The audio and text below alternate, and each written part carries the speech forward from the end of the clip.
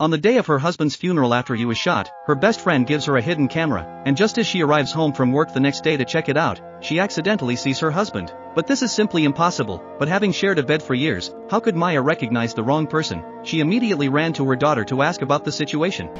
Did you see Daddy?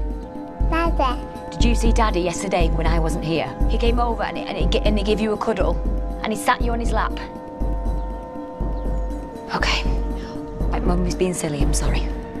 Fear of scaring her daughter, she did not dwell too much, panicked and ran to the second floor of the check room. She started to look for the shirt her husband had been wearing at the time, and sure enough, it had disappeared from the closet, as had a pair of shoes that she had packed and was ready to throw away. At this moment she was at a loss, when she suddenly heard the sound of an engine coming from outside. It turned out to be the nanny who had left and returned. Maya immediately called the other person to the computer. Because her husband's family belonged to a wealthy family, the nanny had worked for the man's mother for many years. Seeing the video, the nanny began to turn against her, accusing Maya of not trusting her. However, Maya, who had been a fighter pilot and had been to war more than once, watched the nanny play dumb and didn't even think of spoiling the other woman until her daughter heard the sound and came to the two of them, and Maya forced herself to calm down.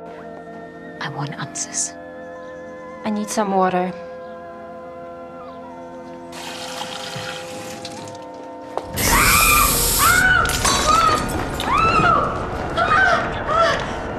After the nanny escaped, Maya approached the agent in charge of her husband's case and she told the other what had happened. However, by the time the two tried to view the footage, they realized that the memory card had been stolen by the nanny. The resurrection from the dead was so bizarre that it made the detectives very suspicious that the woman was mentally ill. The two then reviewed the day of her husband's death once again.